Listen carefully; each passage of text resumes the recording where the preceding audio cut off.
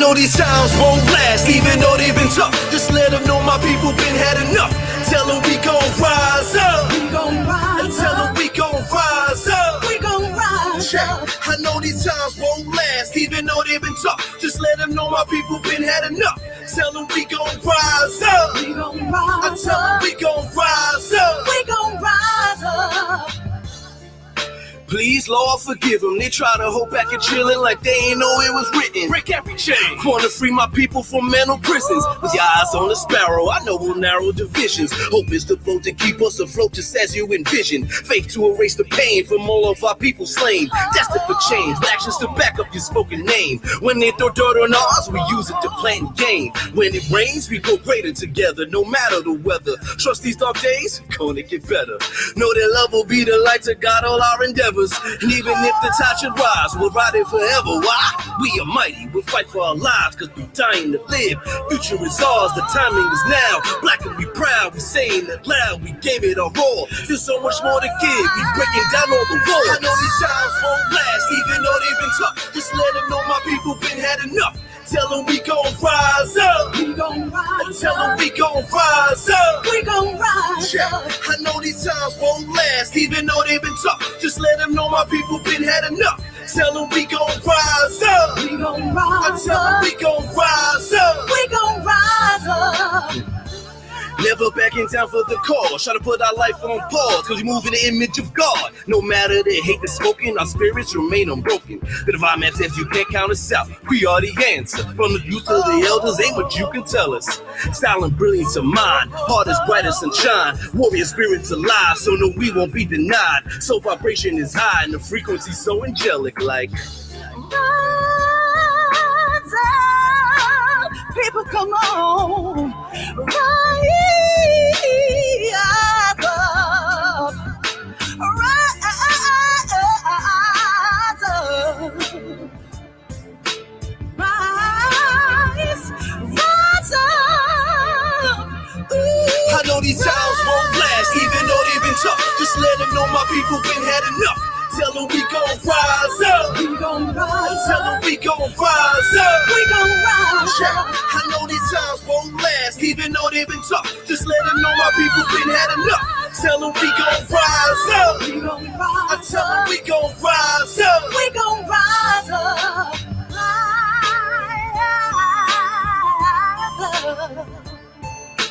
Rise up. Rise up. Oh, rise up. Yeah, you already know what it is, family. Soundbytes International Radio, Black Conscious, African consciousness is the claim. Okay, one world is the aim, absolutely. In the conversations pertinent to our diasporic landscape, to you, and you, in hopes of healing and strengthening our community the world over. So, of course, as you know, I'm Hasir Khanefara, and this is Nefra to my auntie Rob. Someone forgot the name. I was about to say something else. Okay. And we're here live on Soundbytes International Radio, right here on Facebook and on YouTube, broadcasting live on the Book of Faces, of course. First things first, we got to do the housekeeping at the beginning and the end of the show. So make sure, if you aren't watching right now, make sure you are liking and following us on Facebook at Soundbytes INTL Radio. That is Soundbytes INTL Radio on Facebook. So make sure you're liking and following us there to stay in tune with our broadcast. Every time we go live, make sure you get the notifications popping. Same thing with our YouTube channel. Make sure you go to YouTube and subscribe to our Soundbytes International Radio channel. Please make sure to do that. We want to get our subscribers up. Get our subscribers up to the rooftops, to the mountaintops. So please make sure to go to Soundbytes International Radio. See right there on the screen, and subscribe on YouTube today. We do go live on YouTube as well. We are live on YouTube right now. Also, make sure you follow us on Instagram, Soundbytes International Radio. Make sure you follow us on Instagram at Soundbytes International Radio. We do have these conversations and tidbits, sharing pertinent information, having conversations, talking it out, working out on the Instagram style situation, so you know how that go. And remember, we are We do have our past episodes streaming in audio format on Spotify and Apple Podcasts. So if you have Spotify, if you have Apple Podcasts, make sure that you follow Soundbytes on both of those platforms. Make sure you leave a review, especially on Apple Podcasts. I don't know if Spotify has a review option, but if it does, do that too. But we do appreciate all the reviews and ratings. Those things do matter to this podcast world. So that's where we are streaming as well. For our past episodes, make sure you check those out. Right, the past 4 seasons of Soundbytes, so that's available there as well. And last, anything else we got? Just make sure also you see scrolling down the screen. This is soundbytes.com is our website. This housing the basic tidbits of this conversation. We can also go to follow us on those streaming sites, as well as if you'd like to make an energy exchange, you have a Cash App at Soundbytes Radio. That's the $ Soundbytes Radio with our Cash App, or you can click the little contribute to Soundbytes button that's available on the website at thisissoundbytes.com. If you find value in what we bring here at Soundbytes, we are independently run, black-owned company, organization, whatever you want to call organization, it. Company, we do the thing. We do the things. We a situation. Service center. That's what we do. Give thanks, family. We in here. Service. So, but we do appreciate all yields. We are here regardless. We do appreciate all energy yields or gifts and donations. We do appreciate that. Helps toward the build of everything that we're doing here at Soundbytes. You tap in. Make sure you share the link, share the broadcast, tap into the conversation. Join us in the chat. Let's talk. Let's chat it out. Today we're going to talk about what's been a hot topic for some time now. Yes. Just to me, it's ridiculous. It's a concept, but I'm glad that people are talking about it, so to speak. I don't know where the name came from, but here we are with it. Critical race theory, right? And which is basically, just kind of what it implies is like, it's really looking at how we critically analyzing the history of race in this country, how it's impacted the African on this soil, what role the white folks on the soil have played within history, within American history, and keeping an honest documentation of that. And the conversation right now is like, should that be taught in the school system? Should the critical race theory be added as part of the curriculum in the U.S. School system? What do I say to that off the bat? Hell yes, because it's important that our children, as well as all children, get a clear understanding of the history of the place that they come from, and to make an informed decision from there. Right? It's deceitful in and of itself to deny that information and that history to be taught, to be that omission. Right? It's still lying with by way of omission to keep that information out of the hands of the youth, because the youth are the ones that they'll grow and they'll make their own decisions. They'll go through their adolescent life and learn about choice and all those things, and they get to figure some things out within their growth process. But to deny them the information about where they're coming from or where they live and the history of that is deceitful and is unfair to their growth and progression. Right? Again, the information is all laid out on the table for them there. They receive it. Once you know, you can unknow. After that, it is really up to them to choose what they want to do with that information, right? How they want to move forward with it. But at least everyone can be on a clear playing field of where someone stands with certain information. And we definitely, within this conversation, have seen the clear playing field of how a lot of white folks across the country are not very happy with the idea of critical race theory being taught, mainly because they feel that it'll enhance racism. Ain't that something? That they feel it'll enhance racism or enhance hate or enhance resentment or feelings of betrayal or like retaliatory actions from Black folks in America. Imagine that. Why would you ever think that?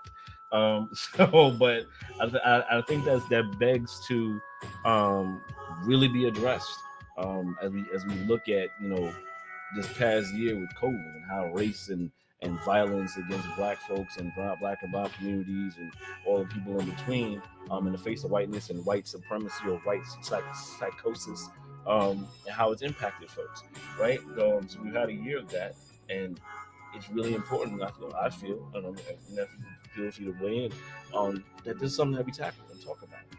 Peace and blessings, Sister Raw Lotus. We see you in there. Thank you for joining in. Brother Joseph, thank you for joining in the conversation. Please share the link. Please let us know your thoughts. Great brother Ty Ryder, we know you out there. We know you out there. We see you play boy. So just make sure you join the conversation. Let us know your thoughts about it. Should critical race theory be taught in the classrooms? Well, what our perspective about it, right? We all want the same thing, pretty much. We all like, hey, so finally white folks can get to hear something that's official. Because that's really what it's about. Making something officially official, as they've done with so many other facets of allegedly addressing things, right? So, family, we get to check in on that. We get to weigh in on that. In our conversation, we've literally been having these types of conversations for our entire life, forever already, this long. It's just always been an active part of our lives, simply because it just never made sense to me why people walk in this haze, in this illusion of mirrors, this house of mirrors and smoke and mirrors, etc. So that never made sense to me. The opponents, the opposition of CRT, critical race theory, believe that it's going to this is when they come in and they say that, well, racism, it shows up and prejudice shows up in our society, but it's not really an individual's personal intention to be racist.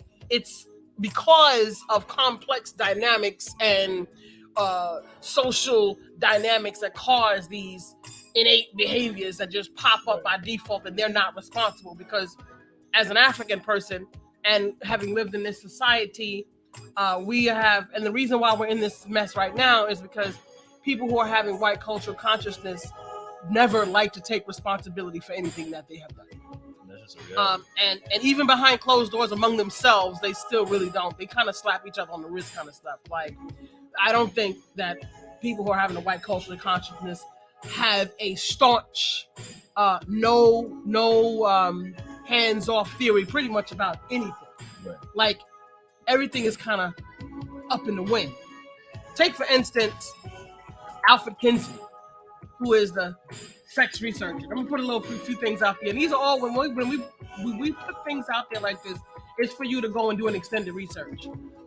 We don't talk dichotomous. We don't have white patriarchal brain philosophy. We're not going to sit here and rhetoric you 1,000 different research material and so said it according to such and such. You'll never hear that narrative here because it's a holistic environment and we talk Africa and we talk straight truth. There's no need to convolute the space because I'm not trying to talk above your head, below you, and I'm talking with you, and we are in exchange. Give thanks.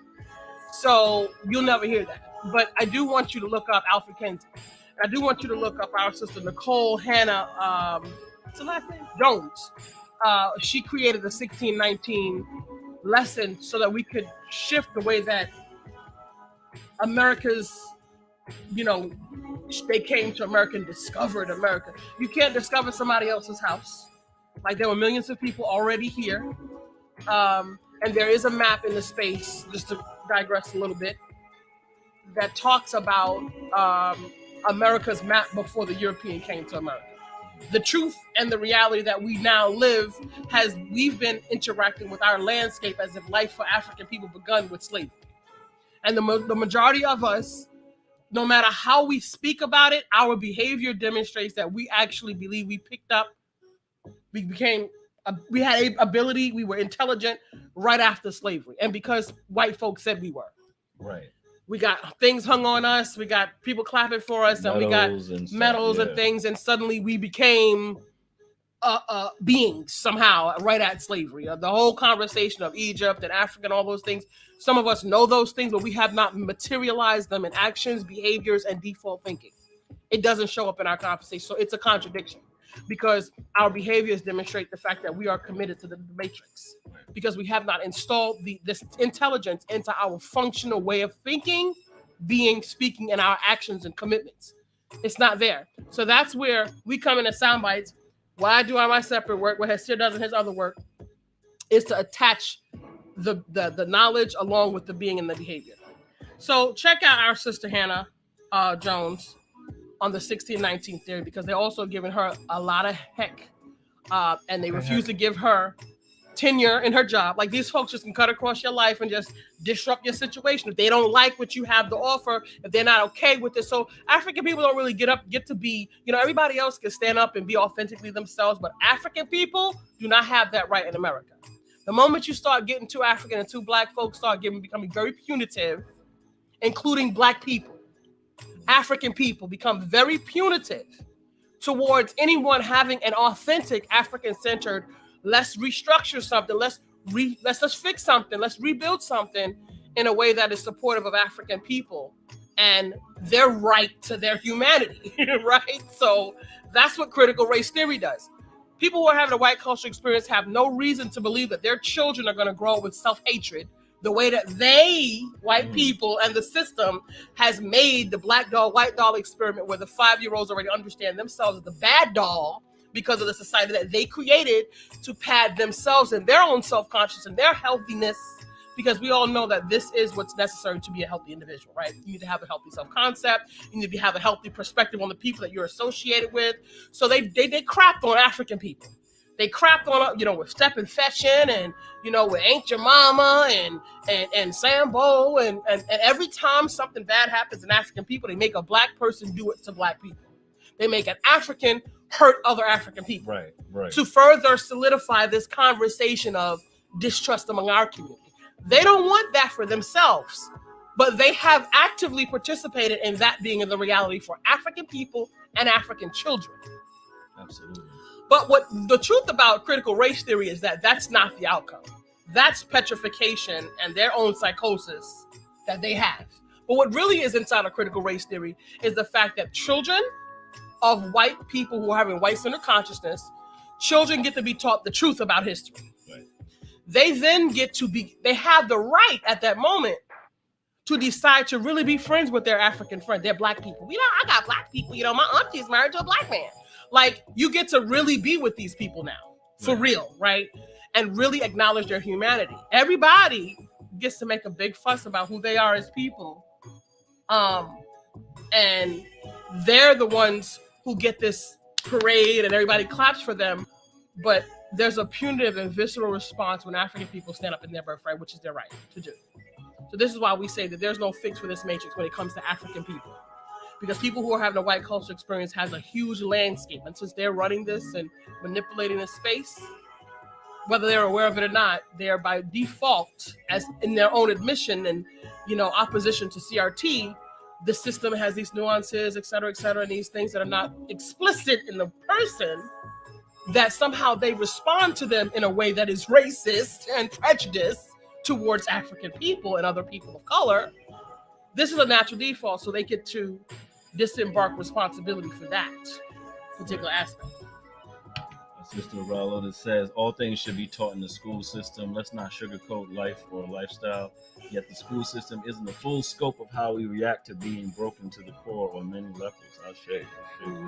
Yeah, that's something we really like dealing with directly. And also like that constant like deflection, right? Of like how often from the white centered perspective, how often can we absolve ourselves from any types of hurt of other people, right? The idea of being the bogeyman of colonization, right? Like anytime some pain shows up for some culture of color, particularly, of course, Africans, black people, how can we absolve ourselves of these past pains? And it's not, and the real critical analysis needs to be, it's not about you just saying, well, I didn't do this. I'm your friend. I'm not a racist. No, I have black friends. I care for black people. No, it actually is about, well, what are you doing to dismantle the system that has benefited off and that you've benefited off for so long, based in the trauma, the displacement, the genocide, the backs of black people that's been built on, the backs of black and brown people, indigenous people, that is in the blood that the foundation of this country has been built on. Right, we have these systems today that were built off of that white people today, regardless of what your affiliation is, benefit from. Right. So in the idea of that looks like the allyship. What does it mean to be a white ally? Things like that. It means looking inward to what needs to be done to dismantle these particular systems. How often are you talking to your brothers and sisters around what's actually taking place? How often are you talking to them to help them understand the truth about these things? Because we have a lot of white people older white people that don't know these things existed. We watched or listened the other day. Was it an NBR or WBAI? They were talking when during the Tulsa anniversary, 100th anniversary, and older white man, he had to be probably in his 60s, maybe 70s, called in. You know, he was like, he thinks it's great that we're talking about these conversations. He never knew about Tulsa until recently. He just found out. I think he lived in Oklahoma. He lived in Oklahoma. I never knew about the Tulsa race. And he just found out about this right now, and he was alarmed by it. He was alarmed. He was alarmed, and he felt. And see, this is what I say to Black people. This is what I say to you, African. And I tell you to stand upright as a fully animated African and stand in your own skin and begin to evolve your own essential energy. Because you just tap dancing around people who have the white culture experience, it's robbery.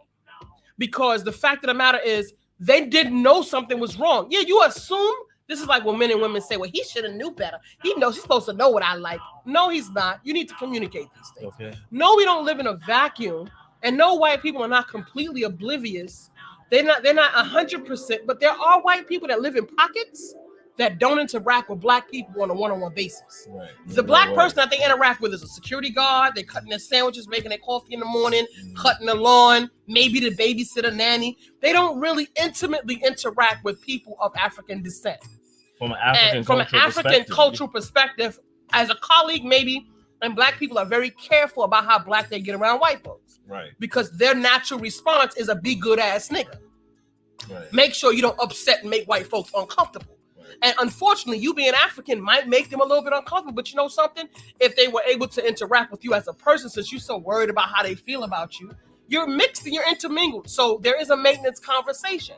And in that maintenance conversation, you need to authentically be a space. I don't do lessons for white people. Right. They got funds for that. I help Black folks. Right. I give to the needy, not the greedy. Right? But the access to who I am as an African is a lesson to them.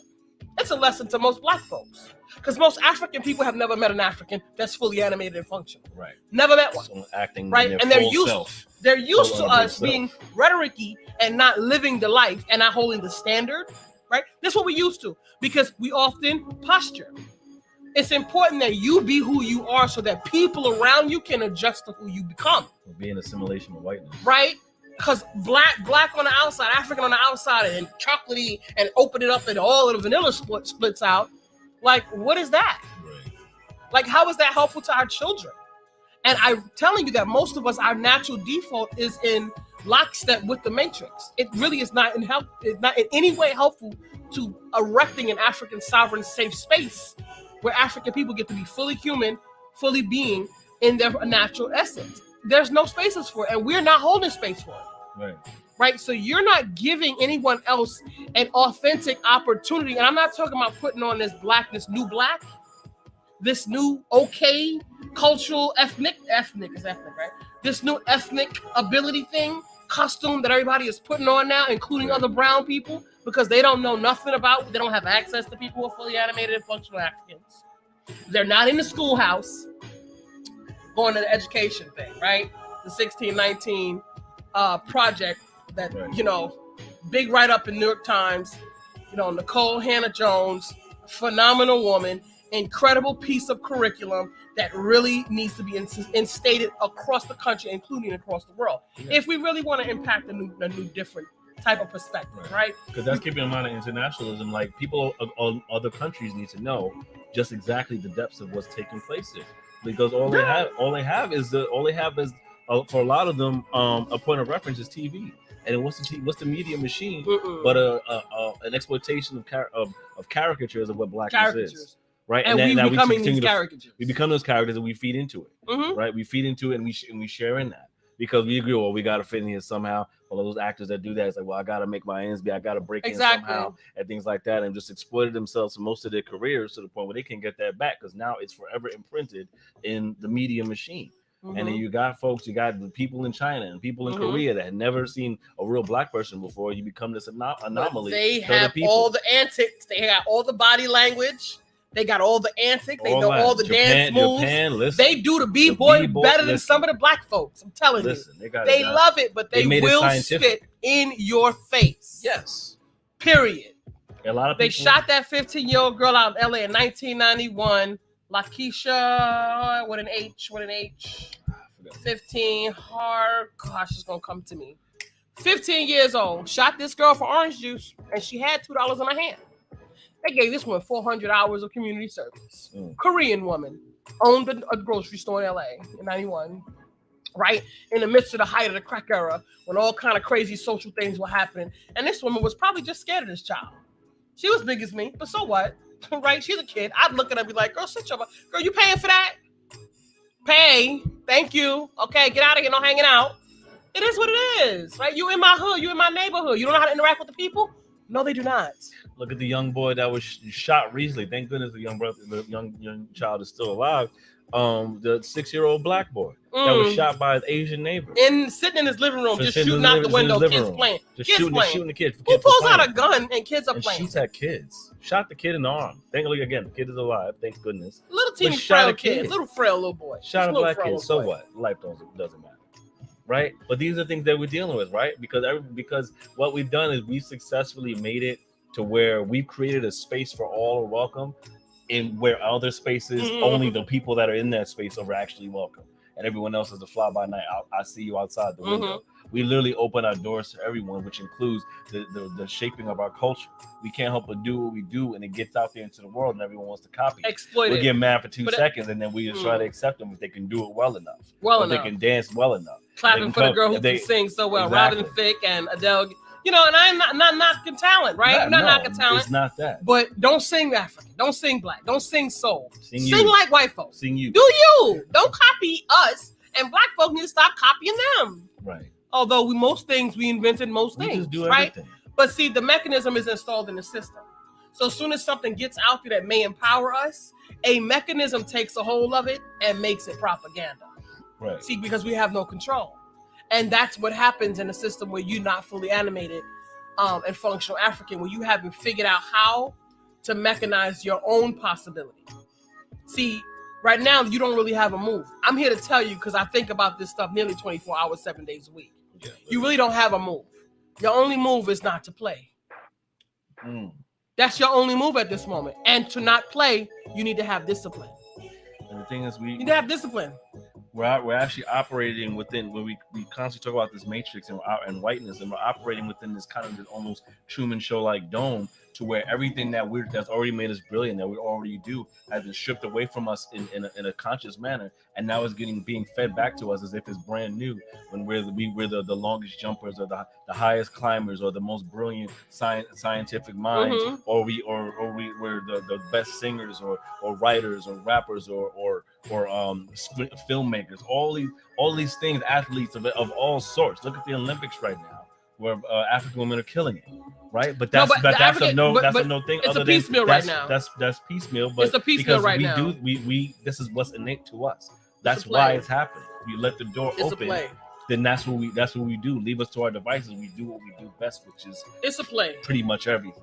And that's not out of anything of like, that's just literally what is, because the majority of a lot of things that we have within these cultures today is built within the space of what African history has brought to us. Exactly. Diasporically, right? So we're being fed back to it. We're being fed back to us after being stripped away from our consciousness for so long. It's like this forgotten thing, like, oh yeah, I'm the first of this. I'm the gold medal winner. And feeling so excited, and it's like that's nice and symbolic. It's almost like getting pat on the head, like, oh, that was such a good thing. And then a lot of us will get mad if we're talking like this. But at the end of the day, you have to really analyze it, right? To what perspective? To who is defining these things? Right, because we need the self-agency within African spirit is to be already defined in this greatness. Exactly. Right, not for anyone else to say who we are as greatness, how black we are, how African we are, how much we can be African in any given space. Right. The Africans are the people. Right, so that the sooner we get grasp of that and get grounded and not adapt to buzzwords that we created and regurgitated back to us. Right. Then we can get to a better space of owning our healing, our healing from these traumatic processes, and also owning what it means to identify as fully African, right? So, yeah. And then you have Africans from the diaspora. You have a whole huge landscape of things to consider. But the reality of it is, there's a maintenancing conversation. We need to catalog this because our children are coming out every year, and they've been indoctrinated. Let me tell you something. The Matrix actually knows how you learn. we're actually in the midst of, okay, so we had, right, the transatlantic slave trade, but we're actually in the center of 2,000 years of propaganda that literally has pretty much, like, it has segmented the people from their history. Even Africans on the continent that were colonized by European forces don't fully have access to their entire African consciousness, because they too have relinquished their power and they submit to other forces. They've kept cultural things like religion, the pieces that they allowed you to keep, right? Language, so you can continue pedaling along and piddling along.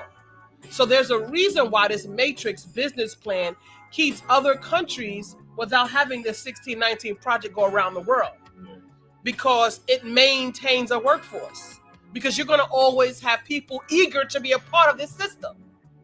They don't realize that Africans that were trying to get African people from out underneath this madness, they demonized them. Oh, Gaddafi was killing all of his people and Saddam was killing all of their people and they're horrible. But they never talk about the millions of indigenous that were on this soil before Europeans got here. Right, not migrant workers. Right, and tell the story of the white folks that came to this country in the 40s, right? They now made sure you have sympathy and compassion for their journey, right?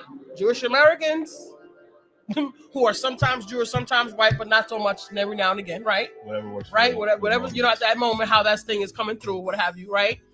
I'm just saying, you got to think about that conversation. And it's horrific, but I've had people who are having Jewish heritage tell me that we're the same. We're not the same. There are some similarities in our journey, but we are not the same, right? We're not the same because you are white. And since white has been mechanized as a weapon against me, we're not the same. That factor alone makes us different. Right. And your social context within this landscape also makes it different. And also it makes it different because some people who are Jewish and sometimes not, and sometimes European or white or what have you, whatever that works in that circumstance, are also in situations where they are a part of creating these narratives that cut across the progress of African people, because it doesn't really work for their long-term program, right? So this is why I've been saying to African people, there's no need for nobody to share with you or give you a cut of the show anyway, because at the end of the day, you shouldn't even want the spoils of murder. You shouldn't want it. You should want to erect everything in balance and harmony. You will want to make right the wrongs. You don't want to copy the madness of the Matrix. Right? And it's unfortunate what happened to people who had a Jewish heritage. But you know what? They make sure you know it. They make sure you know that millions of people were propagandized against a group of white folks, this group of white folks, right? And nobody stepped in to say anything, as millions of human beings, children, families were shoved into an oven and cooked and dropped into a hole. They make sure you know about that. They make sure you know all the details of how the people were on the TV, the military, the doctors, right? The world stood by and watched this happening. They make sure you know the details. And they're not afraid to stand in a room by themselves. I was in class when a boy was 24 years old. There was a story being told on the class, and this professor, a woman, middle-aged African woman, he shut this class down and disrupted this whole entire class. Messed up the whole semester. Because he didn't like the way the video that was shown in class was presented, because it seemed like it was presenting a slight on Jewish people. So he stood with the wind on his back and he was dead wrong, but irrelevant, right? Irrelevant. He still had the gall. He had the audacity to be in his essential energy. See, African people don't know nothing about that yet. That's where we're committed to you being. No matter what's happening in space, you need to stand up and take it to the head. Every day, all day. Because that's what it's going to take for the Asian people that stand in the space, for the children that are watching you be a coward and a weak spine every day. The children are watching you. This is not the space where do what I do and not what do as I say, not what I do. The children are watching you be a coward. I know. You're teaching the next generation what it means to be well behaved in the Matrix. And that is not of their best interest. And it's not of the best interest. So it doesn't matter what you say. It doesn't matter how many Kwanzaa candles you have them lighting. None of those things matter until you at 24 years old, your youth at 24 years old can stand in a room full of complete strangers and take the professor with a doctorate degree to the head and call the whole school to task about your perspective of what you thought you had heard, but was wrong. But so what? Because you got backup. Right. How about that? Right. See, Africans not showing up like that. I don't see them. They be talking, they be barking, they be complaining, because that's what we do. And we really need therapy. We need therapy on one end, and then we need strategy on another completely different end. On a completely different end, doing a completely different function. It's not always time for complaining about what's not working. Right. At a point, it's a time for you to take personal responsibility for things to be different. There comes a time for that to happen. I don't need no amen choir because I'm not an ego. Right. I don't need no pats. I'm not an ego. It doesn't matter to me. Let's get it done. That's what it's about. It's going down, and we need help out here on these streets. African people need their minds right. We need to wake up and stop pandering to this matrix. Alfred Kinsey said that this is why they give everybody, they gave a man 20 years for selling some dope, and they gave this fool over here for raping a 10-year-old 2 years in prison. 5 to 7, he got out in 2.5 for good behavior. Why? Because Alfred Kinsey said children experience sexual pleasure at 10 months old. Alfred Kinsey, a white European, did a research. How did he do his research? How do you do research on whether or not children at 10 months old experience sexual pleasure? Oh, I'm going to go shoot out right here. Check this out. Oh, please. I am. It is what it is. Okay. You need to know. How did he get his research? He interviewed pedophiles who were in prison. He interviewed therapists, some of them who were actually molesting children at that time. That's how he got his research. And some of his subjects, and he encouraged them to continue molesting children so he could get his research for 3 years. Continue your research. Continue molesting babies. Continue fondling and tittling children, manipulating children, and culturing them and grooming them and cajoling them and telling them lies and giving them lollipops and fantasizing about them and all the sexual things that you do for adults so that he could continue his research. And it was his research that brought sex ed to the school, where they started to teach your children in conjunction with all the hypersexual foolishness that was happening on TV. Because if you look back at TV in the 50s and 60s, you didn't see no kissing on TV. No kissing. Right. They ducked away. They didn't even kiss. They touched jaws. They appeared to be kissing. They did not kiss on TV. That was the thing. Now a woman is half naked. You can see a man's whole body. They have Face on Love half naked in his movie. Matter of fact, he was naked in his movie. That was not fun. This is what's happening. This is what's happening right now. Now you gotta. Now you know about nobody shaming, so you need a body shaming. And miss me with that, because he knows better. Don't be naked on television. Like, knock it off. You know better. You don't need to tell him to tell you anything. Like, stop it. Like, they pushed the boundaries around that for a really long time. Now you got like dick and pussy and everything, all these things on channel 2. Every other day. All this language now. 4 o'clock in the afternoon. Like, when does this happen? 4 o'clock in the afternoon. What? You didn't see that stuff until after 10 o'clock. So there's no boundary being set. So kids can be taught this, right? So check this out. Yes. So kids can be taught this. Just like, when folks want to learn another language, the first thing they want to learn is the curse words, right? Yes. So this is the mindset that we're pushing for kids to be taught this type of shit. But you can't teach them about the critical race theory. Yes.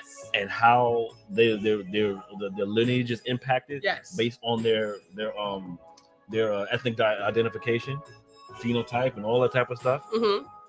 They can't learn that. They cannot learn that. But they can learn dick and pussy on channel 2 on these on some corny ass TV show sitcom. That's funny, haha. They can learn. They can learn that. They can turn any given moment. Every other reference is a sexual innuendo. Every other one. It's some sort of sexual innuendo to draw the children. Make any sense. And according to Alfred Kinsley, children experience sexual pleasure at 10 months old. How did he find out that children experience sexual pleasure at 10 months old? If stimulated. Now, let me say something to you. Without the grossness of it all, the science of it all, it could very well be possible because it's about body stimulation. I touch you like this, you feel this. That's not impossible. But sexuality is in a landscape of your development. It's across a landscape of your development. And when you get engaged into sexual behavior, you need to be responsible enough to make responsible decisions because there are consequences to engaging in sexual behavior. There are consequences to engaging in sexual behavior. So you need to have a degree of comprehension and cognitive ability to be able to process those consequences. And at 10 months, you don't have that ability. And that's the thing about this too, is like with that particular conversation, you have this over sexualization of our children, especially of our children, right? African children. Of African children particularly within the media, all these things, is that a lot of this stuff is it becomes fantastical portrayals, and this is all good and stuff fun, but we never wanted to represent the consequences that we're talking about. No, there's never a consequence to any of this stuff, even though there's many severe and even fatal consequences to a lot of this stuff. But let's push forth the good time, the stimulation, the feel good of it, and that's all that actually matters. And let's never ever deal with the consequences that may come along with the follies of reckless behavior about any of that stuff. But our kids are the ones that deal with it. Our kids are the ones that deal with it in a very, very real way, because there's no one there to mitigate or synthesize that information and give them the proper pros and cons or whatever the case may be around this. So what do they do? How do they even synthesize their whole being moving about in this life when the adults don't even have the information because they didn't care to critically think about it? No, but you got Megan Thee Stallion and talking about the WAP. So once you get the WAP going on, that's it. Because this is what the adults are doing in the world. You got the song now, and everybody's dancing, and a part of the song that's the actual clip has a penis involved in it. And people got their children doing it.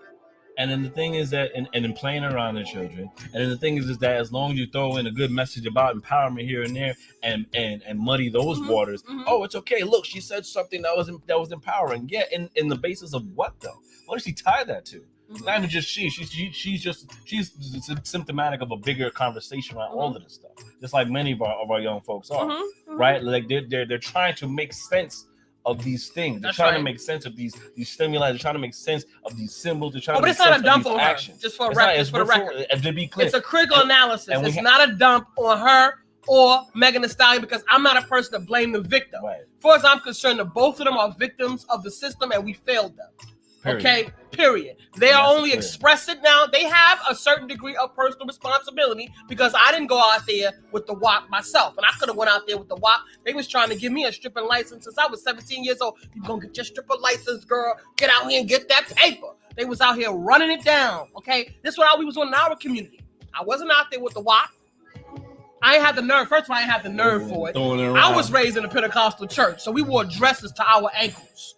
So being in public butt naked, I don't even like being outside with my arms out off the time right now. That's just me. I don't.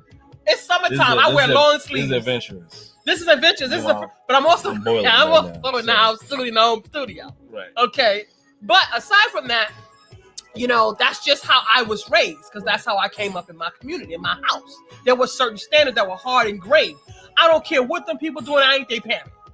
They don't live here. That's their business. You better not be doing it. Okay. I'm going to put my foot in I'm going to plant it in you. Get into this. Get my stick. Ain't no hose bar. We don't need to pander to our children. I just put that clip up there the other day with Denzel Washington. Y'all know I got to hear from Fence how much I don't like you. I don't have to like you. Man, your mama worked out. You brought you here. We worked that out together. Liking you wasn't a part of the program. I don't have to like you. You think Mr. Nelson pay me because he like me? He pay me because he owe me. Okay, good work. I take care of you because it's my responsibility. I'm a man. I take care of my house. You eat my food. You laying in my bed sheets. My grandmother, you laying in my bed sheets. And you took it care of? Right in my fridge. You in my fridge? Every time in the kitchen, you in the kitchen. I want some hog balls. I like pig feet. All right, brother. Witherspoon. Give it up for Brother Witherspoon. So listen, we got to understand and teach our children the truth. Give them the truth. Right. And be the difference that's different. We also, as adults, have to take responsibility for setting the example in the practice. Period. Stop being a punk. Because I'm going to call you a punk. You out here parading your kids out here, but you leading them to the slaughter. Because the thing is, you're here first. You were here first. You're right. In the African cultural context, the elders are supposed to know better. You're supposed to have wisdom. You're the automatic guide, especially as a parent. You brought them here. And then the kids don't ask to be here. No one asks to be here. You brought here, and then you do whatever your due diligence is to survive or thrive within the space until it's time, right?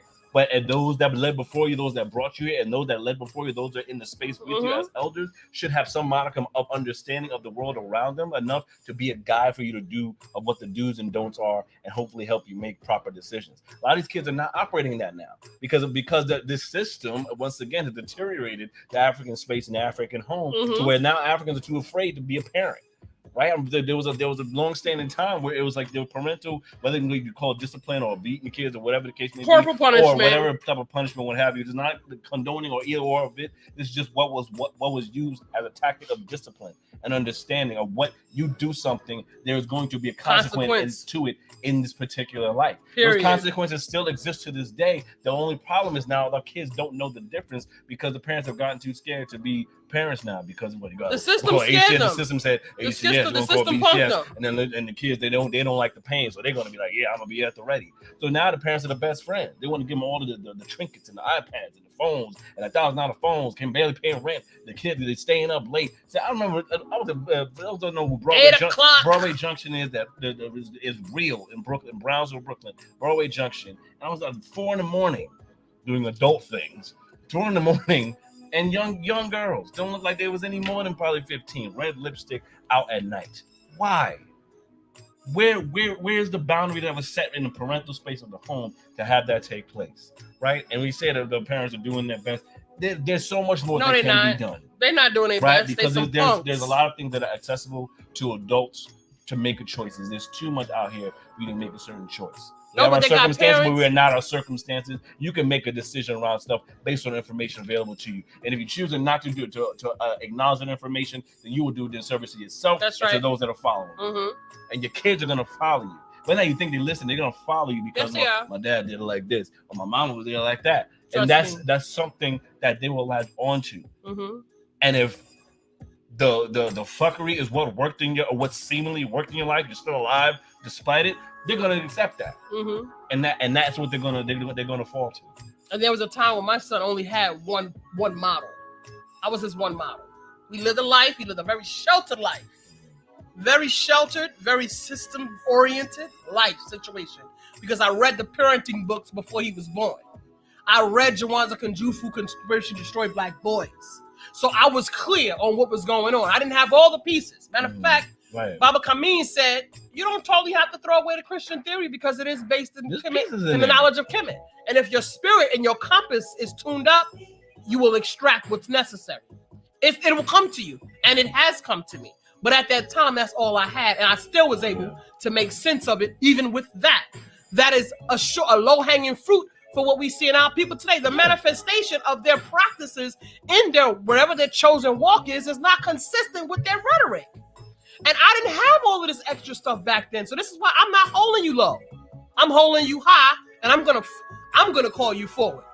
I don't care how you like it. Right. Because if you're standing in truth, you shouldn't be lying to your people. You shouldn't be gray and be afraid to say what's the truth about it. Sister Rollo says, I always say I'm gonna do more. I'm gonna do more. Be aware that there is always something to do. All the time. There's always something to do. With these children. There's always a way to be, to create what's possible in your life. And I'm not beating. This is not a beat up. It's not a beat up. It's not a beat up. It's a call out and it's a call to action. Get busy. We say that, and that's why we say, and we make the space has made it so they even have to make these certain disclaimers like this is not a beat up. This is not a beat up. We're not shaming you. This isn't a beat up against this community or that community. Right. This is an assessment because there's pieces there for people to critically break down. Because people I said this earlier on Instagram. People are thinking through their emotions. They're thinking through their emotions and feelings instead of thinking critically and logically through the mental pathways that exist for thinking. But processing and thinking is a skill, and we have never learned to think critically. How are you synthesizing information coming through? Same thing like what you said, how you process, the pieces of religion. It's not like you always say, don't throw the baby out with the bathwater. That's what I've used for a long time. That came from the European concept, but my grandmother used to say that all the time. But I wasn't brought up in the church, right? It was like, we say back, Christian Baptist and family, right? But I wasn't. But my mother never forced me to be in the church. She always was like, just follow your pathway, and then they just be a good person, right? But even in that, I've always made a choice to be like, whether it's the Christian, whether it's Catholic, whether it's Buddhist, whether it's Islam, what have you. My thing is pull the pieces that work to understand what it means to be a good human being to other people. Period, because those lessons do exist within every aspect of each of those religious contexts. And right? the science comes out when you can flip past the 200 years of propaganda that we've been living. You understand that Europeans went to Kemet for high education, for the high sciences. So philosophy and critical thinking and storytelling, and this concept of the narrative walking through, like how Walt Disney presents these stories about morals and all these various things, that concept is taught through African storytelling. It's how we transfer the information. It's also how you make the narrative real to people to understand and walk through an experience without having to have had an experience. It becomes it's mimic though. When it happens here in this Matrix situation, it's a byproduct or derivative of the original. A derivative of the original. And if your center compass works properly, you will be able to decipher the code. Okay? So my son lived in a very, very, very controlled environment. Didn't matter what was happening in our life because I still had issues. I still had depression for 2 years, but my son was at T-ball. He was in the Boy Scouts. He went to swim lessons. He was doing good in school. Mama didn't play that because I would put my foot in your business. Okay, and I was in the school every day. I would leave school, come to my son, sit with him for lunch. His friends have always known me. To this day, his grown friends be like, your mom's be tripping. I be in his business. But you know what? As the universe, as the Matrix creates these pitfalls, you know what he said in the Matrix? Every door you open will trigger another door. Every time you unlock one mad space, another mad space will be generated. So you gotta be on your guard. You gotta be at a constant state of suspicious awareness. That's nothing to do with paranoia. Psychographical theory. Sister telling me she's a doctoral degree. Oh, you gotta, in order to render your pedigree, you gotta kick it like, Freud, Gestalt, Piaget, Skinner, Jung. You got that's how you gotta do it to step your pedigree. Excuse me? White European men, and I need to tell you that's my pedigree. When they learned over the course of, this is 1800, you're talking about 1819, you're talking about recent. So there was no behavioral science before recent history. Before 1700s, when you got these references for these European white men, there was no reference for psychological and analysis and behavioral analysis. Father of psychographical analysis is Freud. Are you kidding me? So this just happened in the 1800s. People been on the earth, on the planet for this long. And I asked this African woman, she's a black woman with a doctorate degree, and she says, this is what I need in order to demonstrate my pedigree. As if I don't know they stuff too, because you gotta know they stuff too. I know they stuff too. Yep. You gotta know they stuff too. Don't reject the knowledge. And since I learned their stuff first. Sounds like Denzel. You gotta know their stuff too. You gotta know it. I'm just telling you, family. Okay. See where you're going with this. So you got to know their stuff too, and you got to know our stuff too, because we have our own scholars. We have Rambani, we got Amos Wilson, we got Dr. Cress Welsing, we got Malema Baruti. Yeah, we have our own scholarship. Okay, we have our listen. We all have been Dr. Ray Hagins because he. Yeah, Ray Hagins. Listen, he have synthesized a method of still being in a spiritual frequency. For us that need that, we need that drawing because that's a part of have you seen, what is this, the metronome. Yeah. We need that. That's who we are as people. That metronome keeps us on rhythm. You hear the story, y'all? You hear that? We need that center. But the tool we using, I'm all right, but you don't have to agree with what I'm saying. I'm telling you, it's ineffective. It's ineffective. It's ineffective to get you to the length of the track. It only gets you but a certain degree.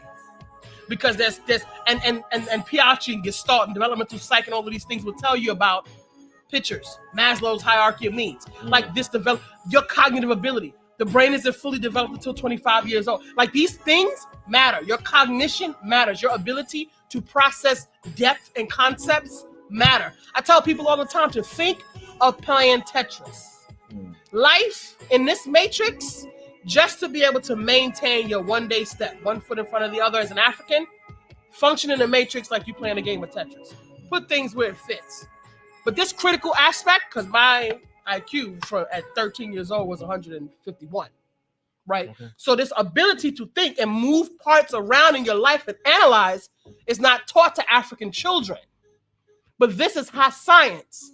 This is why we reject our youth, reject the educational system, and we literally force our kids. Mm-hmm. It's child abuse. That in itself, especially we force our children, mentally and spiritually. It's spiritually, it's a cracking, it's an inverted cracking of the whip, teaching our kids to bubble in and walk right and talk right and do what these folks say do. We have our own rhythm. We are a metronome. It is superior. Period. What was that thing Einstein said? If you have a test of different animals to climbing a tree, and you have a fish taking that same test, of course the fish is going to think it's stupid. Of course the fish is going to fail. It's going to fail. And the fish is going to be stupid because fish don't climb trees. But if I put that fish in a sea of water, that fish will excel. Mm-hmm. And every time that African gets a moment, this is why I'm saying to you, African, there is always someone, something cutting across against your progress because it's not in the books for you to excel. It's not a part of the business plan. Not in these books. It's not a part of the business plan. Your freedom wasn't even part of this plan. But I think we so caught up in our living experience that we haven't yet analyzed it like a game of Tetris. Right.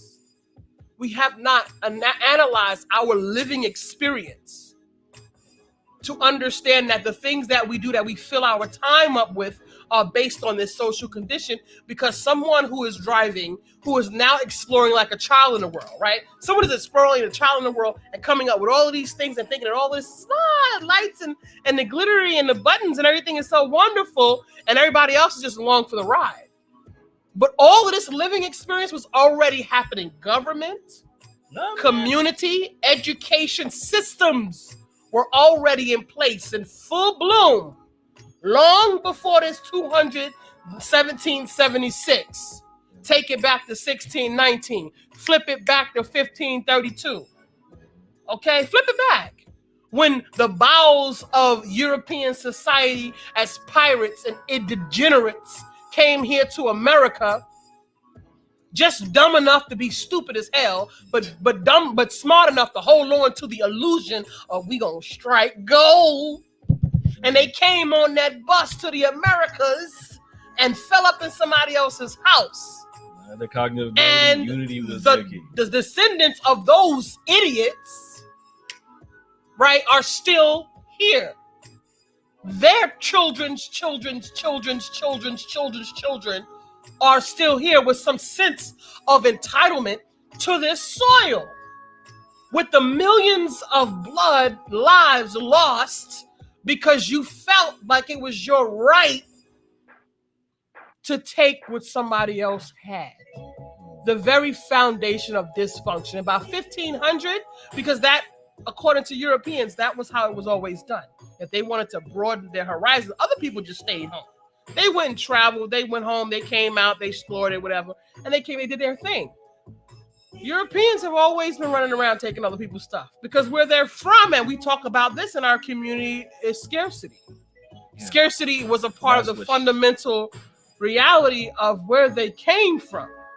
So if you never have enough, according to developmental psych, now we talking about their knowledge and their developmental psych, if you never have enough, you're going to always grapple. Right. And this consciousness of take, and hoard, right? And grabble, and push everything in my mouth at once and take all of the stuff from everybody and keep everybody else from getting anything because I don't want nobody to have nothing. Right. Is a traumatic manifestation of scarcity and trauma. This is encoded into a behavior and an actions that you experience every day, which is why those people have to live in the biggest apartment buildings and have the biggest and have the doormans and all of these other things, have the biggest houses go to the biggest golf courses and have all the beauty for their eyes to see and their hearts to feel content that they're not scarce. There's the things are not running out. We got all stuff. We're good. Like it's their science. This is Maslow's hierarchy of needs. This is all developmental psych. Right. Behavioral conditioning. That's all this is. Power of suggestion. False memory. I'm going to write false memories onto the minds of white children for 10 generations so that they can dismiss the fact that they came here selfishly and killed off 100 million people intentionally by force, weapons, guns, and over several 80 years, they decided, hey, you know what? Some of y'all white crazy degenerates, come on over here and join the party. From the prison systems out of the box. Because the aristocrats didn't come over here, though. They sent some project managers with the boat, right? They sent the navigator, they sent a few key individuals, but the rest of them were corralling clowns. From the prison, we don't want them no way. Take them with you, put them to work. Yeah. Promise them 20 pieces of silver. Oh, yes. With no teeth in their mouth. Where's the rum? I'm thinking about Pirates of the Caribbean. I was actually thinking about Pirates of the Caribbean. Literally was on the tip of my tongue when you just said it. Where is the pirates? So I'm just saying, African, what are you thinking about every day? Yeah. What's happening in your mind while you're pandering to the white matrix and you're putting yourself and children deeper in holes? Because it doesn't matter how much money you make in this matrix. If you're beholden to the matrix, you're still in captivity. Period. I told you your only play is to not play.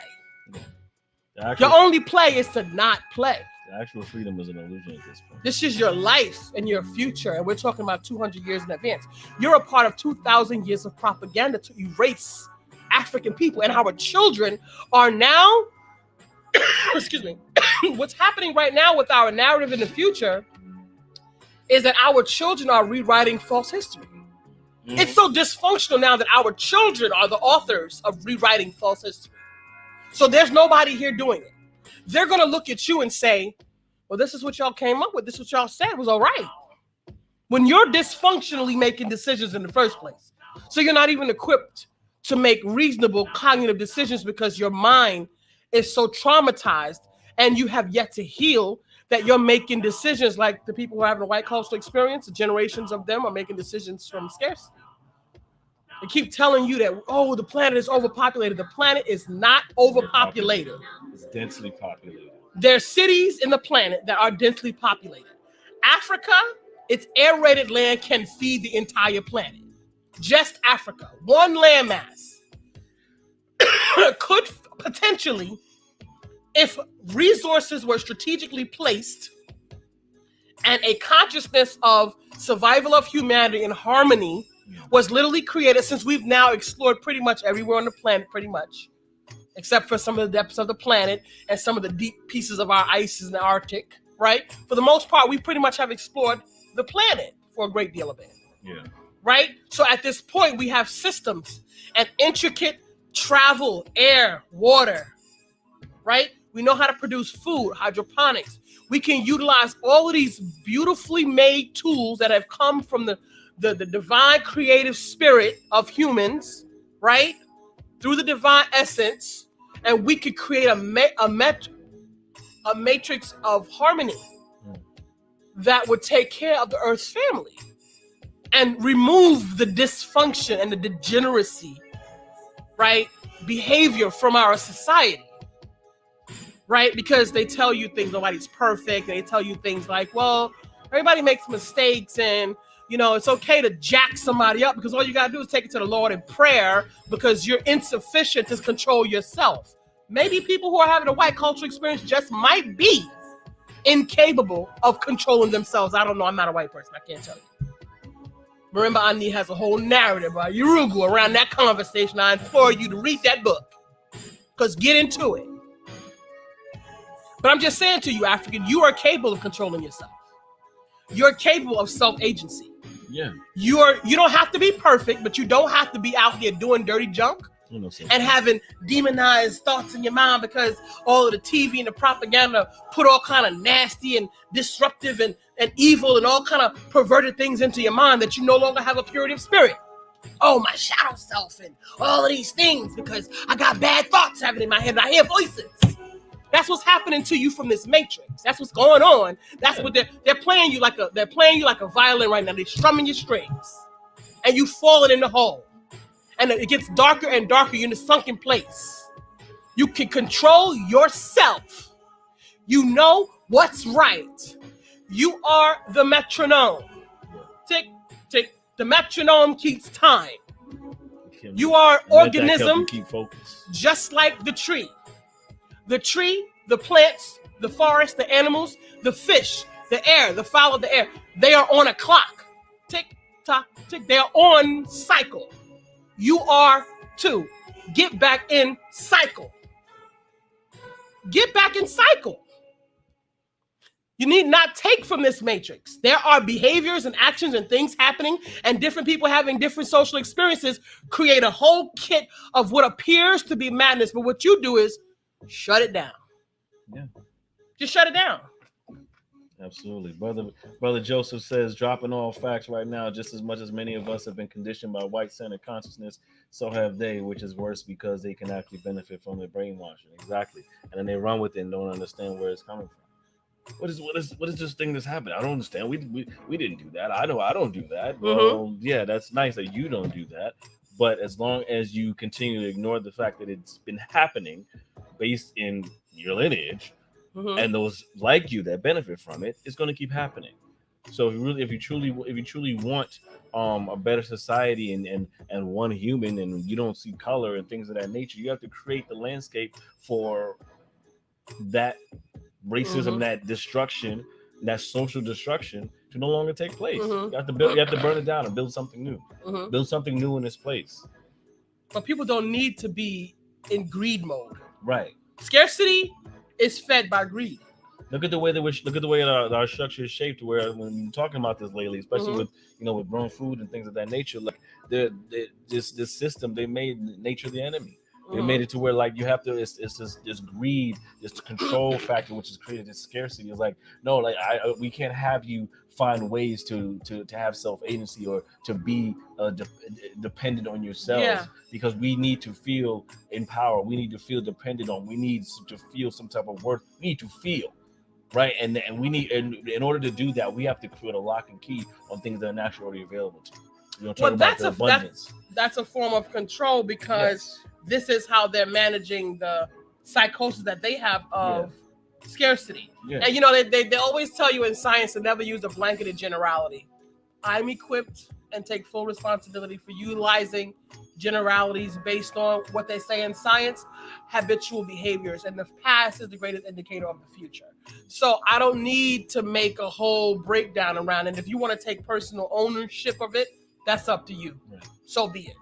But we are clear that individuals who are having a white cultural experience attribute to this behavior, and some of them are not intentionally aware of it. Right. But if you take Chauvin, someone who slapped Dak on George Floyd, gave him the bro hug, served and did work with him, knew him from the community.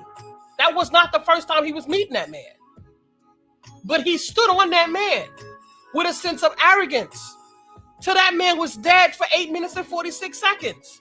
All the skinning and grinning, bro dap, bro hugs for how many years while he worked in the community, and he still killed that man.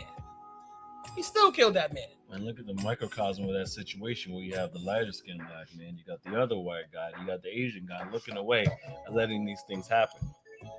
Right? Because again, when Jewish white Americans, sometimes white and sometimes not, were experiencing being shoved into ovens, the world watched.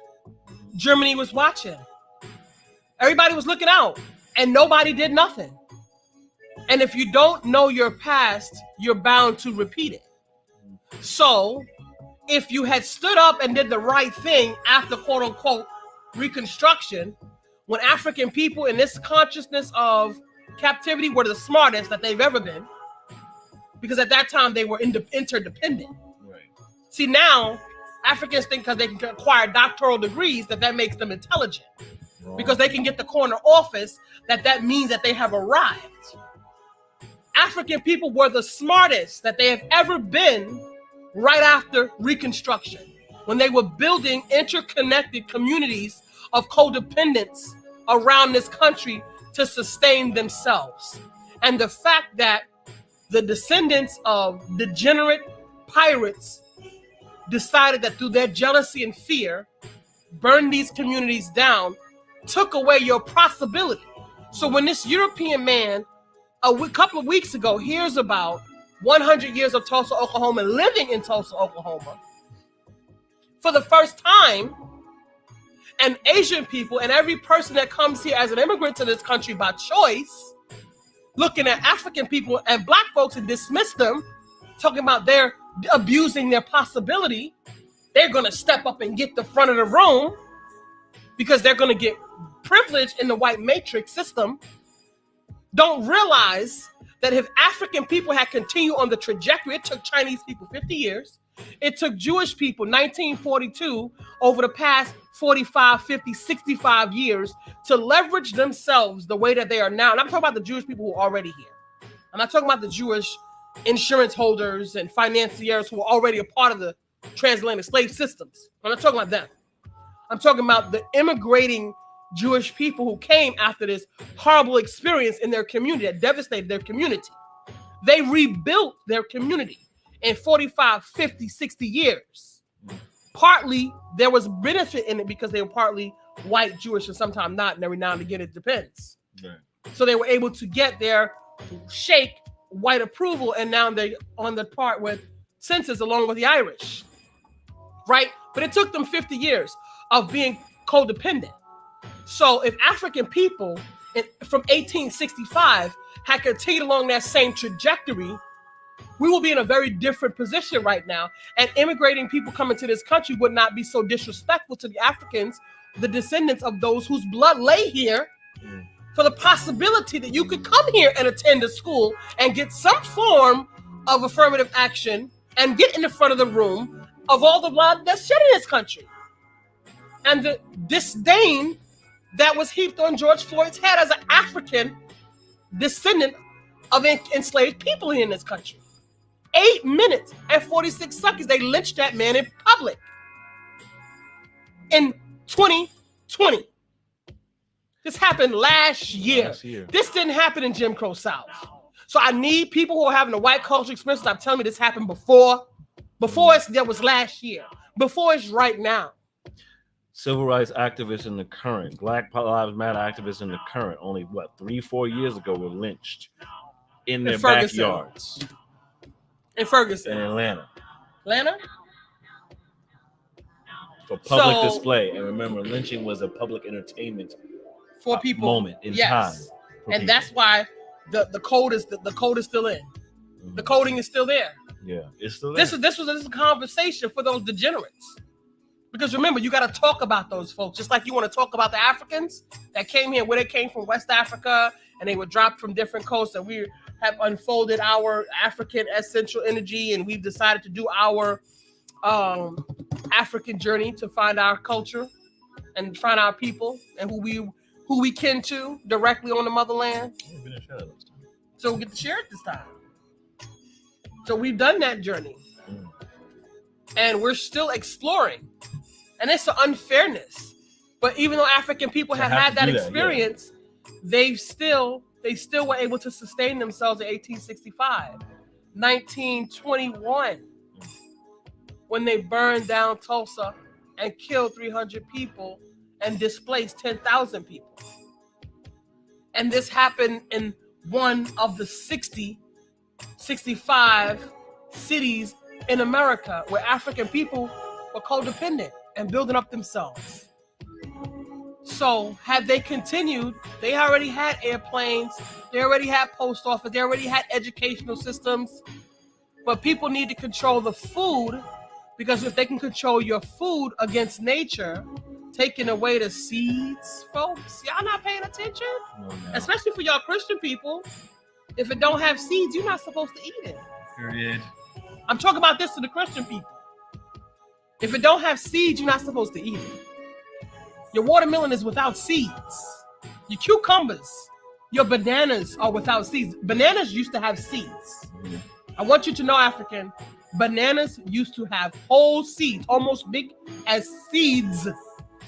Dave's seeds, the seeds that used to be in bananas were almost that big. When you open the crack the shell, that little piece that's inside the shell, the seeds that used to be in bananas were that big. They've biophysiologically change these bananas to the point where they have no seeds. Because guess what? In about 50 years, if you can't grow your own food, you don't have access to no seeds. You don't have access to clean water. Family, it's not a joke. Ain't no more shucking and jiving out here and twirling. We graduating our youth out of college. There won't be no jobs for them. They're gonna become iRobots. All of our youth. It was a meme I shared earlier. It was jokey, but it was very sad. Around a guy who was looking at an orangutan and said, "Oh, you animals are so stupid." The orangutan responded, "You're the only creature on this planet that pays to live on the earth. We're out here paying for what? We're out here doing these things and in these processes, these processes that keep us in a hamster wheel of life for what?" And I am an educator, so I'm a staunch believer in self-education. Our brother Malcolm says the homemade education. You should educate yourself, but you should educate yourself through an African-centered lens. You have to take that information and synthesize it, and you have to make it applicable. You cannot posture yourself subordinate, sit low, so these folks can sit high because you think that's what's going to make them comfortable so you can get your $2 coins. Hierarchy does not serve us. Especially for you Christian folks, because, my hard body story used to be, I'm Job. I made it through. And I came back, and when I came back and got my crown next time, that thing was bigger and better than it was before. And that's what I had up until I was about 21 years old. I had begun my journey of unfolding, but I was still taking in information, where some of us still are. We're still taking in information. There comes a time when you then need to apply the information. Myself, a Libra, natural balance.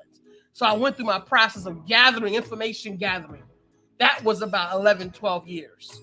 But along that information gathering, I was also unfolding as a person, working through my personal scars and foster care and the system and all of the losing a daughter, all of these things. I was still working through that stuff regardless, because life don't stop for you as an African to put your African folks don't get the privilege of stopping, halting everything and building some bricks, especially us, to center a foundation. Like white folks, white cultural experience, whatever trauma we're experiencing, white folks don't want you to talk about your trauma. They don't want you to talk about what's wrong with you because somebody's responsible for what's wrong with you. And you then start to pull on heartstrings. And they've already taught each other within the white cultural experience that black folks be playing you. They're dishonest. You know how many times I've had folks with white cultural experience, their natural default is to assume, oh, you're so intelligent. Where did you go to school? Like, what the hell? Because obviously I'm supposed to be a retard. Obviously. Obviously, I shouldn't have any common sense. I shouldn't have the ability to think critically. And you're so talented. No shit. You're so talented. Like, already. What should I be? I am my ancestors' daughter. Indeed, I am talented. Indeed, I am intelligent. What else would you expect? And these microaggressions, these are the things that they're responsible for. Because African people are, by and large, out here trying to just make it by. They're not out here running down white folks. You don't hear in the news about black folks out here maliciously attacking white people. But you do got everyday nondescript John and Jane Q, public Karens and Jeffs and Brocks and all of these folks attacking black folks. And they get mad when they every attack day. Back. Why'd you hit me? And then, like, you put your hands on somebody, you do realize that there are consequences for that. Yeah. Like, you do realize that. You're talking to people, you're blocking their way, you're holding them against their will.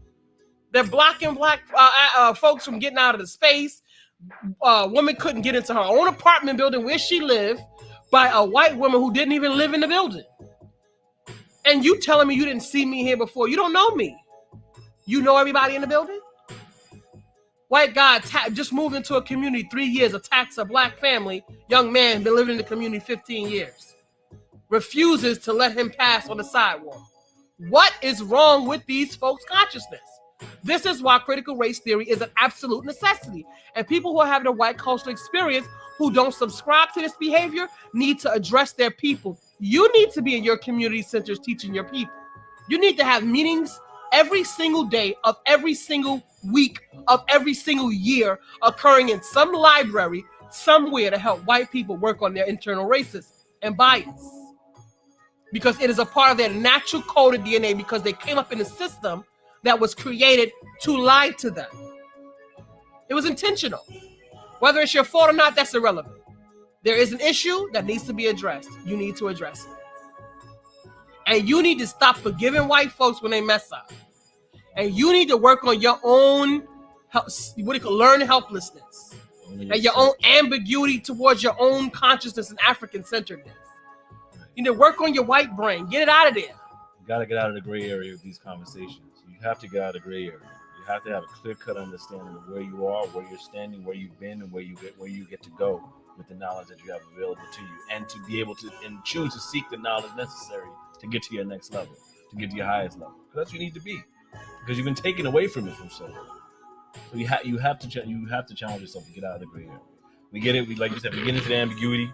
We get into the muddy waters of how we're identifying with ourselves and how we're making it through and standing and good enough. That doesn't work for you, African. It does not work. But you're gonna always be trying to find worthiness, though. Yeah. You're gonna always be trying to find worthiness because in the Matrix you never had worth. So it is a concept of always striving to be seen, striving for some recognition, and we've become venomous and parasitic towards each other because of this desire and greed to be awakened, to receive a breath. It's struggling to breathe. Recognition is a part of the Maslow's hierarchy of needs. Being recognized is healthy. Being loved on and supported and lifted in the community of people that support, love, and care for you. You've never experienced that. Not authentically. People will clap for you when you clowning. That happens all the time. I used to do stand-up comedy. I stopped doing comedy because I don't want you getting shit funny. Because it ain't shit funny. And because I don't want you getting blurred up at all. We're not gonna have that issue. When I say something, you gonna know I meant what I said, and I say what I mean, because I'm grown and mature, and I'm in a spiritual space where it don't matter. I have a greater and higher commitment. And you, at some point, you gotta be called forward. And you need to get your mind right so that you can get on task. You know, so many of us have given up our journey because, I might as well just go on, do this thing, I'm all tied up in this matrix. I learned early, and like the height of development occurred for me so soon in life. Some folks in their 60s, and if it happens for you that late in life, you deep in the matrix. Deep, real deep. You deep in the matrix. You deep in the consciousness, and you know this through developmental psych. Because now you're in an internal battle with what you think you know and what's the truth. Your habitual behavior, and the psych says there's a sense of cognitive dissonance. Like Dr. Joy DeGruy says, you know how you just not deal with the fact that African people are under attack on a daily basis by your very behavior? You in here oppressing African women, coming in here, they're trying to do the best they can, and you're being an intentional Afroman screaming at this African man. She's a principal at a high school. This man actually taking the initiative to do some extra work to be a part of the team and support, and he's getting brutalized, verbally berated by this white woman on video. And African people already go through enough at the hands and of the system that is run by people who are having a white cultural experience. But they don't want you to be in that space. They're happy when you tap dancing, skinning and grinning and laughing and showing up like happy slaves, like they talk about in the textbooks. But y'all mad they say this in the textbooks, but y'all doing it anyway. Oh, well, we gotta chill. You gotta have time to relax. It's not all gloom and doom. Never said it was always gloom and doom. It's a time for all things, but we've spent enough time clapping and tap dancing. We've spent enough time with that. It's working. And we have zero agility in the system. Zero. Right. We are entirely vulnerable in the system. We have to go knock on somebody else's door, and we're sending our children to knock on someone else's door and plead that they let them in. And that's what's so insane. Like, we got these folks out here that think they're so ahead and adept at what's happening within the space. Talking about, I'm not my ancestors, you'll get these hands. Like, with what hands? What hands? You get these hands to give you things? That's what you're going to do with your hands? You're going to keep giving the system more things? Giving them more of yourself? And that's all you're doing. You ain't knocking out shit. So we have this thing all screwed up in the system right now. We're not well equipped, nowhere near equipped in the same way as our ancestors were, or our elders were. No. And they tired of talking to you stupid ass. That's why they may be tired. They ain't talking to you. Also came out here and said whatever. They strapped up. They was like, you're not taking this boy nowhere. because they knew that it was going to be a lynching. So they got ready. They was like, hold up. They called to the next town, send some reinforcements. We got people. Something go down today. It's just like, I hope they don't kill us. I hope they don't kill us. I just hope. I hope they don't kill us. Oh dear, I hope it's not. And you trying to explain this to people having a white culture experience? I'm not bothering. I'm telling you, don't bother. Don't bother. They can't calculate that on their own, as smart as they are. Then let them figure it out. It has nothing to do with maliciousness. It has something to do with your humanity, and you're owed that. Your humanity should have never been up for grabs. Your humanity should have never been negotiable. It should have never been. If you want to right wrongs and create harmony and balance, go back to being human.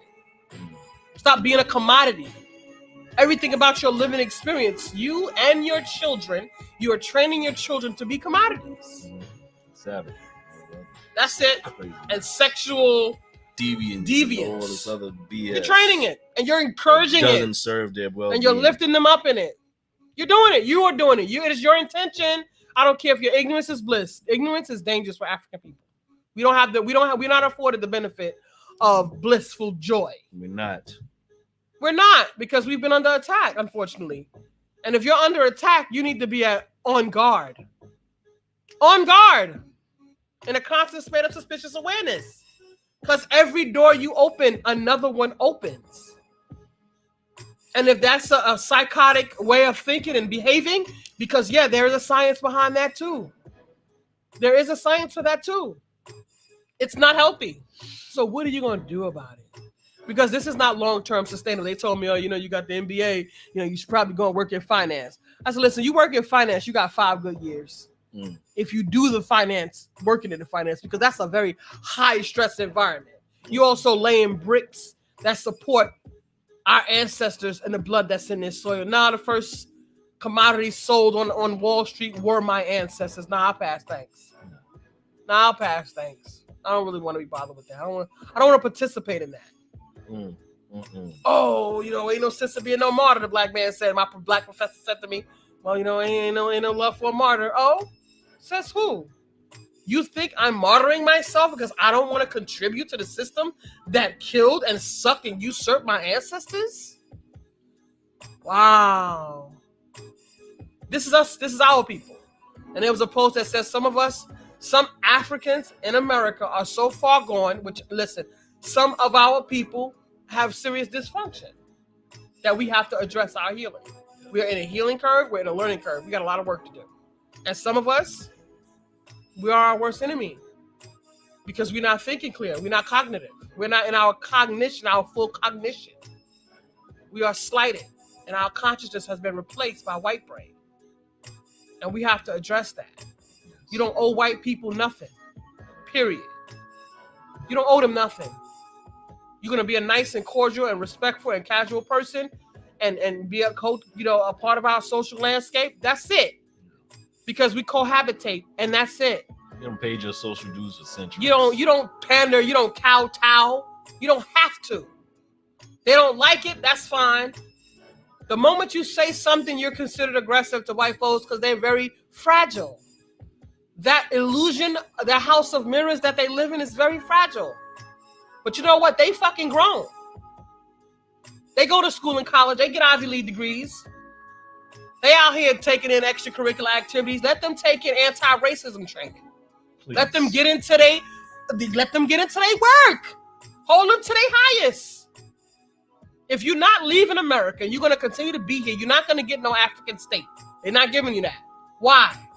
Why would you even take the risk of trying to have a state in America where they can mess with your water? They've done this all over the country. They've poisoned entire cities with people. Why would you do that? That's not smart. Strategically, that's not smart. So why would you do that? You're safer integrated into the society.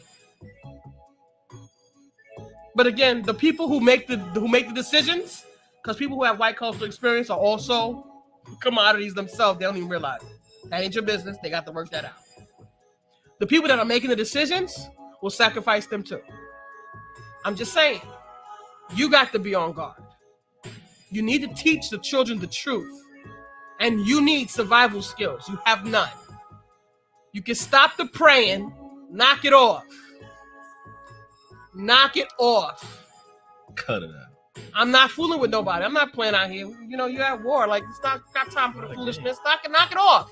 Yep. Keep praying. Keep it at the house. Flint, Michigan. Yep, absolutely. Keep it at the house. It's fine. Keep it. It's fine. Good. Whatever you need to center yourself. Remember, you're the metronome. So you already have a center. You already have a clock. You already have a compass, and it works. It is efficient. You need to tap into that. You don't need to fear the ghost in the closet. There's no boogeyman. None. And there is no one coming to help African people. We're going to help African people. You are the answer. You are the one who is going to save African people. Start with yourself and start with your children. Take the responsibility. People who are having a white cultural experience that are puppet masters don't want you to take responsibility for saving yourself. Because then you'll start having creative solutions to your problems. Uh-oh. People who are having a white cultural experience that are the puppet masters don't fix things. They create commodities. They create new business. They create funnels to work in some new systems for the forecast, for the third quarter. Right. They don't product. The products ain't supposed to get up and walk away and start thinking. Like, knock it off. Figure it out. Knock it off. African, this stuff it really be in my spirit, and it really be so upsetting to me. Because I go through the residuals on a one-on-one, man-on-man basis. The residuals of Africans not thinking. The residuals of African parasitic behavior. The residuals of the immorality in our community. The residuals of the strife and the need for worthiness that we do to harm each other on a daily basis. I go through these things on a regular basis. Tag back and forth and riling and rifling with other African people because they're not on guard, because they're not awake. I'm dealing with this. There's a micro and a macro conversation going on here. So I need you doing your work. This ain't about ego. I don't get no kudos for you clapping me up. If we have our community tight, we will have safety. Right.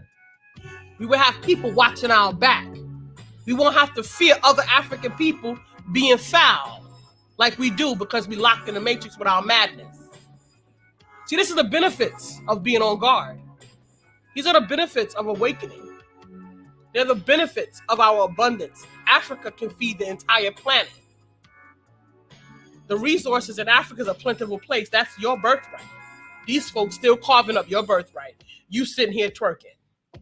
You out here graduating and clapping up your children so that they can go knock on somebody's door and beg them for change. While they over there eating good steak and lobster tail all on your dime. Who the fool? Who the fool? Grandma said, you see a fool, you's a fool. I'm just saying. Family, we got to do our work. It's us. We plentiful, we abundant, but we got to step up and handle our business. Imagine standing in a burning building together and you over here clapping this on, pour water on the table and put that fire out. Great. No, there's work to be done. We got a lot of Nobody put no fires out. These folks don't solve problems. They just shuffle papers. They move things around. They just move things around to create a little noise. Remember the Fifth Element? I don't forget this Zorg. Zorg, he just knocked over the marbles and all the marbles is running around on the table. Look at the little things and all the little robots. They come out and fix little things. And the people that build the little robots and they got to go home and feed their families. And there's a place for everybody to deal with madness. So a little destruction and a little confusion keeps everybody busy. Exactly. This is a consciousness, family. This is a consciousness. A brave new world. Everybody has their place in the matrix. Everybody has their place in the system of the great. Okay, conductor. Yes, because they're playing our strings. I mean, I'm just saying. Like, I like to hear some music. Listen, family, we're going to do this thing, man. Okay. Share the broadcast. Be with us. Absolutely. Let's grow and know together, family. Let's do this. You already know how it is. This Soundbytes International Radio. Family, go to meet. You know what we do. Go to meeting. Love up on you out here in these streets once a week on Monday. Love. Trust and believe is love. Coming from a very deep and very centered place. Very centered and loving place. Everything that we say and do here on Soundbytes, because this translates not once this thing goes off the air, we out here.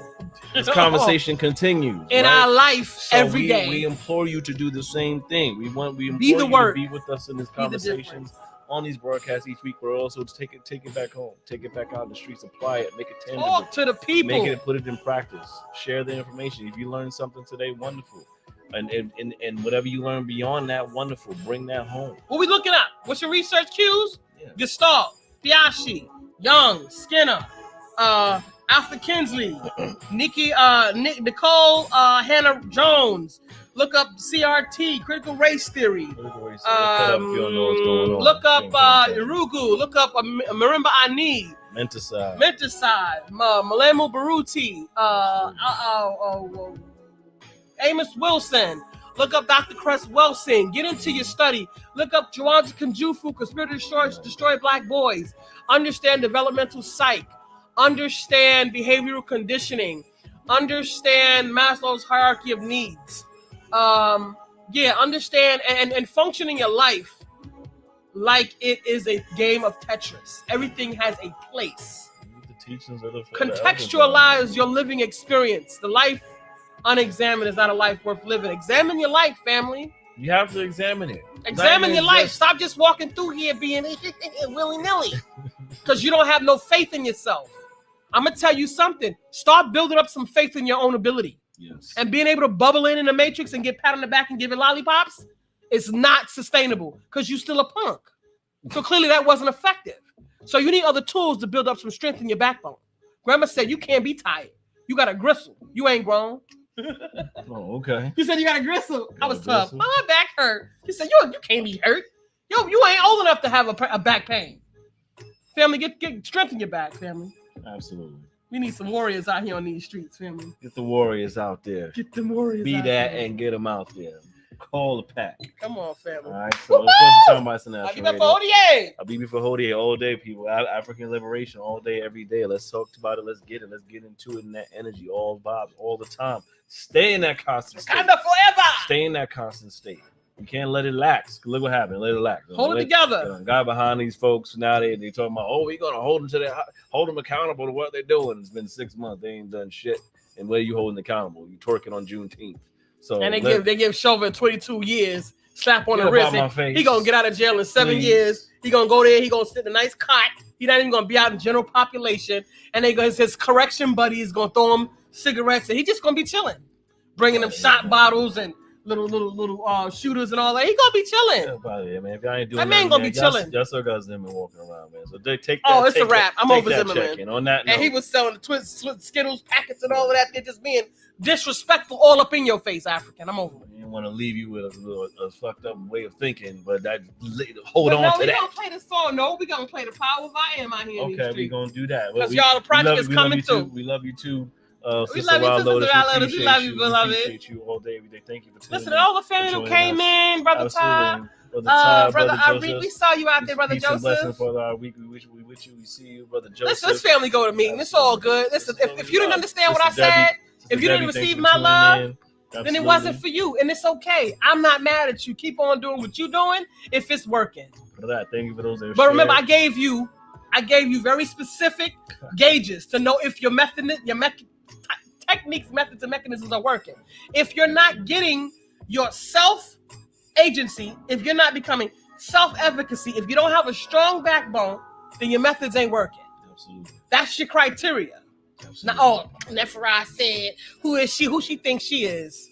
Ask my ancestors. Get up out of here with that. Go on with that. We're gonna play we're gonna play our anthem out in the street. Of course, we gotta do the cleanup once again. A reminder to make sure you subscribe to our YouTube channel. Please subscribe. Add a subscriber. We gotta get these subscriber numbers up. Y'all should know how the game is right now. Come on, y'all know how this game is. You know how them folks do us. Soundbytes International Radio. The only way for it to work is critical mass. And stop playing. We still in this. You got to do the work and you got to participate. Listen, this is not a spectator sport. Listen, we still in this matrix, so we gotta do what we gotta freaking do. All right. So we here with you. We giving it out. You giving it back. That's what it's about. Give it back, family. In Soundbytes International Radio, Subscribe on the YouTube channel. Please subscribe. Get the And subscribers invite up. your family out here in these streets. We try and get them thousands on thousands of y'all up in here. We're gonna do it. So gotta get that word out and get these folks we gotta activated. Get thousands of people up in here. Was it 90,000? Get the family activated, family. So, and also make sure you following us on the Facebook, like us on Facebook, Soundbytes INTO Radio. Make sure you follow and like us on Facebook, Soundbytes INTO Radio. Also, make sure you follow us on the Instagram, Soundbytes. Yes, absolutely. Soundbytes International Radio on Instagram. To follow the Soundbytes of these conversations on a daily basis on the gram. We on the gram. We on the gram. Heavyweight on the gram. Again, and go back to our past conversations in the audio format on Spotify and Apple Podcasts. Yeah, sure. Soundbytes International Radio. In your radio, in your car.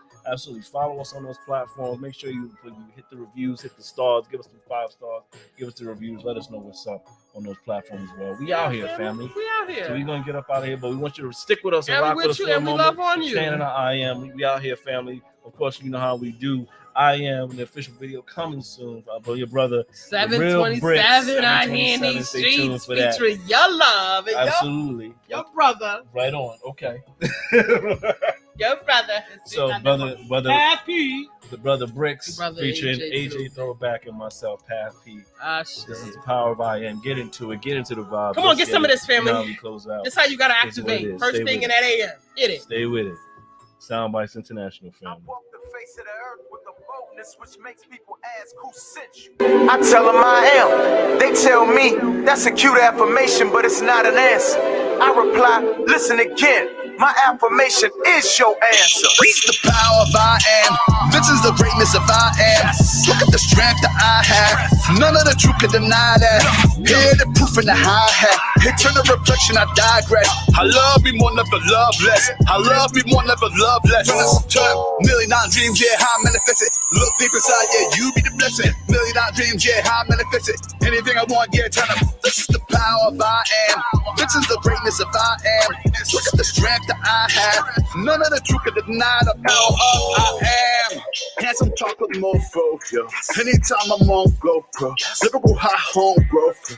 Living spots with a cold so low. This is without morale so low. So I pitched it fast, pitch it slow. Till the cows call home, bro. It didn't make sense. I was told as a child I wouldn't be shit. Revenge on my mind, started flipping the script. They fed me lies, started picking that shit. They treated me different, I embraced that shit. You know the ones that be closest to you to be the family ties. Sacred bonds, seeing plenty murder, dirty service, ludicrous, cock up with a dirty burner. But bet I believed in me 1,000%. Bet I achieved what I was saying again. I couldn't resist. Kill these niggas with their toxicness without a popping piss so monotonous. Told myself I couldn't rock with this.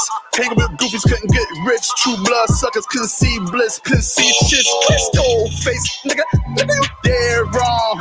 I ain't regurgitating, percolating, singing the same song. I'm blessed all day long, lame all day long. Having a form of godliness, but denying the power thereof. Fuck nigga, I am. Some people might say I'm washed. Well, they're absolutely right. I am washed. As in washed, cleansed, and purified of the nonsense they tried to attach to my context. I am resilient. I am more than a survivor. I am a thriver. Reach the power of I am. This is the greatness of I am. Look at the strength that I have. None of the truth can deny that. Hear the proof in the hi-hat. Eternal reflection, I digress. I love me more, never love less. I love me more, never love less. $1,000,000 dreams, yeah, how I manifest it. Look deep inside, yeah, you be the blessing. $1,000,000 dreams, yeah, how I manifest it. Anything I want, yeah, turn up. This is the power of I am. This is the greatness of I am. Look at the strength that I have. None of the truth can deny the power of I am. I'm totally surprised that I ain't lost my mind. Had to take setbacks and learn to accept facts that those I gave jetpacks that no planes don't fly. Yeah, I'm in no space, so wasting my time. Focus my goals to shift paradigms. My get up and go to keep my folks from dying. So I'm on the road with a goal that's refined. Yeah, riding with a mean vision. Reflected from every angle through a clean prism. Doesn't matter, reflecting intact the color of gray. When I lost my mother, found peace aside my queen, and I laid it on my brothers. Yeah, bars was shaping up the grand scheme. I done wrestled to the mat on my damn demons. In a matter of time, became a champion. Now my everyday mantra to do the damn thing. So my aim to pack out every arena, inspire the future leaders with every line of the levers of gods and unbelievers. Do what they can't conceive us, love what we do and leave us. Brick, they never see us. Woo! God damn, I'm feeling good, motherfuck. What they say, I'm doing what they never would. Yeah. Get a grasp on your life, yeah. Pay many sacrificial prices. Go to your done playing nice, yeah. They're gonna recognize who the nice is. From the north to the southeast, Kicking others every lane, share about seats. I'm in line with it, man. You can outbeast anything I want, yeah, turn up. Man, I ain't talking in terms of I wish, I want to, or even I will anymore.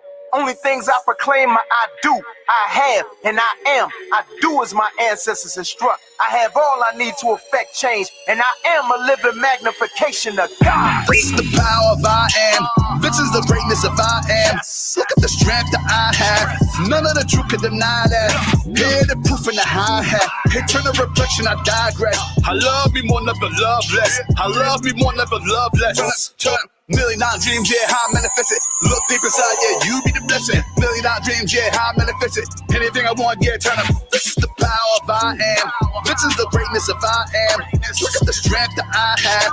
None of the truth can deny the power of I am. Indeed, nothing to deny the power of I am, family.